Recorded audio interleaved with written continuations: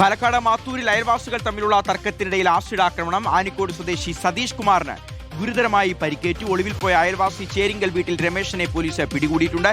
ഇക്ബാൽ അറക്കൽ വിവരങ്ങൾ നൽകും. ഇക്ബാലെ, അയൽവാസികളാണ്, പരസ്പരം ചില അഭിപ്രായ വ്യത്യാസങ്ങളൊക്കെ ഉണ്ടാവാം, പക്ഷെ അതിന്റെ പേരിൽ ഇങ്ങനെ ഒരു കൊല്ലാനുള്ള ശ്രമം തന്നെ ആയിരുന്നു. ആസിഡ് ഒഴിച്ച് ആക്രമിക്കുകയാണ്. അപ്പോൾ വലിയ തരത്തിൽ തന്നെ അദ്ദേഹത്തിന് പൊള്ളലേറ്റിട്ടുണ്ടോ? ഇയാൾ എവിടെ നിന്നാണ് പിടികൂടിയത്?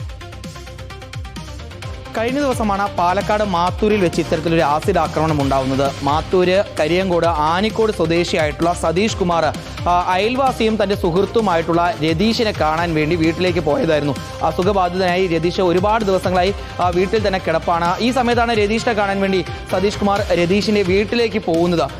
ആ വീട്ടിലേക്ക് എത്തിയ സമയത്താണ് രതീഷിൻ്റെ സഹോദരനായിട്ടുള്ള രമേശ് മുൻവൈരാഗ്യത്തിൻ്റെ കാരണം കൊണ്ട് സതീഷിനോട് തർക്കമുണ്ടാക്കുകയും പിന്നാലെ വീട്ടിലുണ്ടായിരുന്ന ആസിഡ് ഉപയോഗിച്ച് സതീഷിനെ ആക്രമിക്കുകയും ചെയ്യുന്നത്. സതീഷിന് ഗുരുതരമായി തന്നെ ഈ വീട്ടിൽ വെച്ച് പൊള്ളലേൽക്കുന്നു. പിന്നീട് ആ മേഖലയിൽ നിന്നും ഈ ആക്രമണം നടത്തിയ ശേഷം രമേശ് കുമാർ ഓടി രക്ഷപ്പെടുകയായിരുന്നു.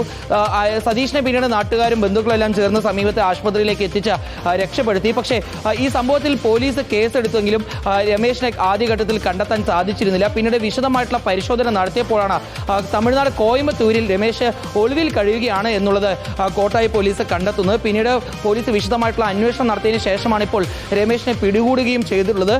മുൻ വൈരാഗ്യത്തിന്റെ അടിസ്ഥാനത്തിലാണ് സതീഷിനുമായി ഈ തർക്കമുണ്ടാവുകയും പിന്നീട് ആസിഡ് ഉപയോഗിച്ച് ആക്രമിക്കുകയും ചെയ്തതെന്നാണ് ഇപ്പോൾ രമേശ് പോലീസിനും നൽകിയിട്ടുള്ള മൊഴി. ഏതായാലും ഇയാളെ വിശദമായി ചോദ്യം ചെയ്തതിനു ശേഷം മറ്റു നടപടികൾ സ്വീകരിക്കാനാണ് പോലീസിന്റെ തീരുമാനം.